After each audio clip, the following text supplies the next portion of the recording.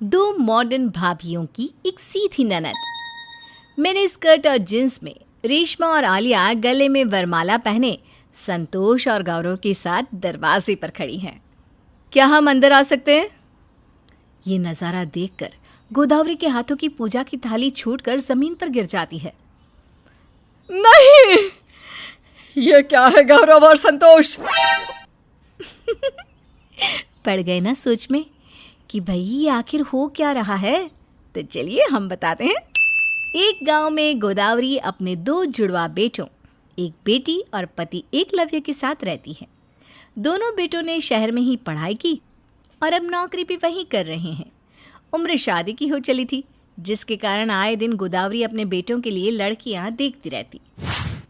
एक ढंग की लड़की नहीं है गांव में। परेशान हो गई हूँ मैं तो। कहाँ मेरा बेटा और कहाँ ये पंडित जी की दिखाई हुई लड़कियाँ।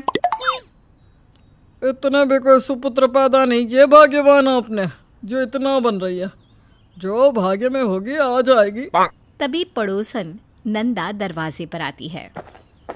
तुम्हारी ही कमी थी नंदा, आओ। भगवान झूठ ना बुलवाए भाभी, पर आजकल बेटा शहर जो गया फिर शहर का होकर ही रहे क्या? वो अपने मिश्रा जी नहीं है क्या?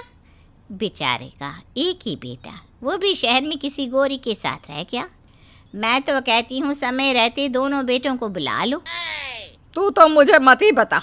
वैसे भी मैं दोनों को बुलाने ही वाली हूँ। होली भी आने वाली है, जितनी जल्दी बुला लूँ अच्छा ही है। बड़े ऑफिस में छुट्टी कहाँ मिलती है, जल्दी बताना पड़ता है। तेरे जैसा नहीं, मुँह उठाया और चल दिया। एकलव्य काम पर चला जाता है और गोदावरी मंदिर।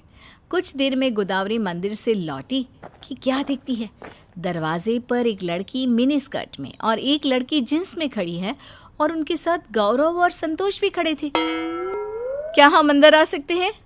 नहीं, ये क्या है बेटा? तुम लोग और ये लड़कियां कौन है? तुम लोगों ने ये वरमाले क्यों पहने हैं? मैंने और संतोष ने रेशमा और आलिया से शादी कर ली है माँ। क्या भाभिया? लो माँ, तुम्हारी ये टेंशन भी खत्म। ले आए भैया भाभिया। टूट गए बेचारी गोदावरी के सपने। अब और करती भी तो क्या, कोई और चारा भी तो नहीं था, इसलिए कर लिया उसने अपनी दोनों मॉडर्न बहुओं का स्वागत। पर कहानी यहाँ ख़त्म नहीं होती। रेशमा और आलिया बस शहरी ही नहीं, बहुत शातिर भी थी। अपने ससुराल आने के दूसरे दिन, बहू जाओ अपनी पहली रसोई बनाओ, लोग आएंगे अभी तुम्हें देखने के लिए।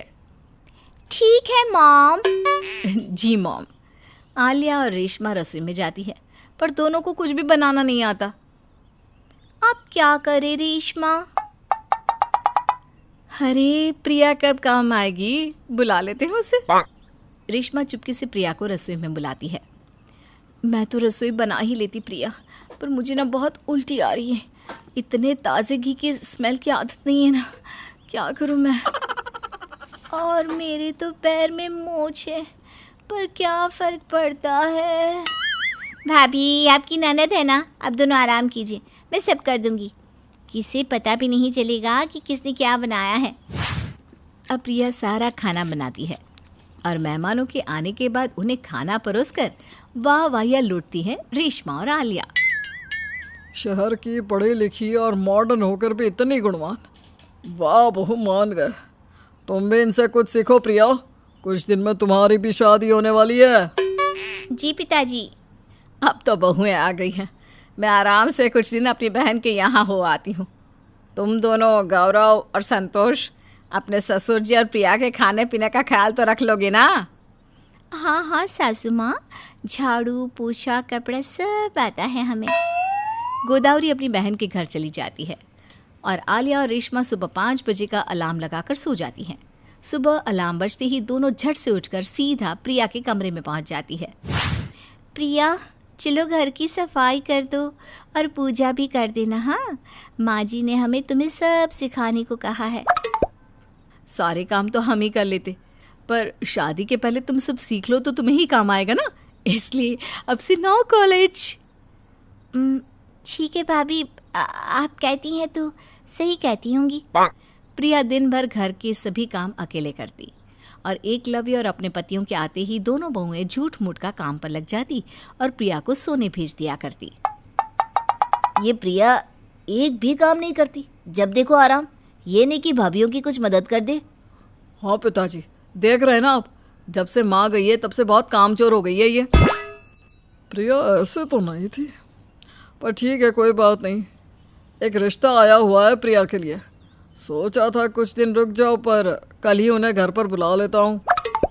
प्रिया की शादी की बात सुनकर दोनों बहुएं की हवाइयाँ उड़ जाती हैं। अरे रेशमा, प्रिया की शादी हो गई तो क्या होगा? हमारा काम कौन करेगा? कल आएंगे लड़के वाले, ऐसा तैयार करूंगी प्रिया को कि वो लोग दरवाजे से ही इनकार कर उल्टे पैर भाग जाएंगे। अगले दिन प्रिया नहाने जाती है। तुम्हारे कपड़े बिस्तर पर रख दिए हैं मैंने प्रिया, इन्हें ही पहनकर बाहर आना। लड़के वालों की खास फरमाइश है। कुछ देर में लड़के वाले आ जाते हैं और बाहर हॉल में बैठे घर के सभी लोगों से बात कर रहे होते हैं कि तभी बहुत ही टाइट शॉर्ट ड्रेस पहने, हाथ में चाय की ट्रे लिए प्रिया वहाँ आती है। हेलो। इतने टाइट ड्रेस में प्रिया मुश्किल से एक कदम भी नहीं चल पाती और चाय की ट्रे सीधा लड़के वालों पर गिरा देती है। तुम पागल हो क्या? ऐसे बेढंगे कपड़े और मुझ पर ही चाय गिरा दिया। अगर रिश्ता नहीं करना था तो हमें यहाँ बुलाकर हमारा मजाक क्यों बनाया आपने एकलव्य जी? लड़के वाले गुस्सा होकर रिश्ता तोड़कर वहाँ से चले जाते हैं। आलिया और रेशमा अपने मकसद में कामयाब हो जाती हैं। अब तो हद ही हो गई पापा। जब प्रिया ऐसे ड्रेस में कंफर्टेबल नहीं है तो क्यों पहना था ऐसा ड्रेस? गुस्से में गौरव, संतोष और एकलव्य प्रिया को डांट लगाकर अंदर कमरे में चले जाते हैं। तभी गौरव और संतोष अपनी पत्नियों से कुछ बात करने जैसे ही रसोई के बाहर पहुंचते हैं तो उन्हें कुछ सुनाई देता है। देखा कैसा रहा मेरा प्लान? हमारी काम वाली बाई फिर बदनाम हो गई। इसकी शादी अगर हो जाती तो कौन करता सारे काम? दिमाग के तो तेज है ही हम। मजा आ गया। आलिया तुम, रेशमा तुम, ये सब तुम दोनों कर रही थी और हम प्रिया को गलत समझते रहे। मैंने तुमसे ये उम्मीद नहीं की थी। मुझे ऐसी लड़की के साथ नहीं रहना जो मेरा घर जोड़ने की जगह तोड़े। मैं भी। नहीं, प्लीज ऐसा मत कहिए। प्लीज, हमसे गलती हो गई। घर में हो रहे शोर को सुनकर प्रिया अपने कमरे से बाहर आती है और उसे सब पता चल जाता है। भैया, इन्हें माफ़ कर दीजिए। मेरी किस्मत में ही शायद ये सब था। जिसके साथ तुम लोगों ने क्या कुछ नहीं किया, वो अब भी तुम लोगों का भला चाहती है। मुझे अपनी गलती का एहसास हो गया है प्रिया। तुम अब भी हमारे बारे में सोच रही हो। बहुत भोली हो तुम। हमने तुम्हारे भोलेपन का फ़ायदा उठाया। अब दोबारा कभी ऐसा नहीं करेंगे।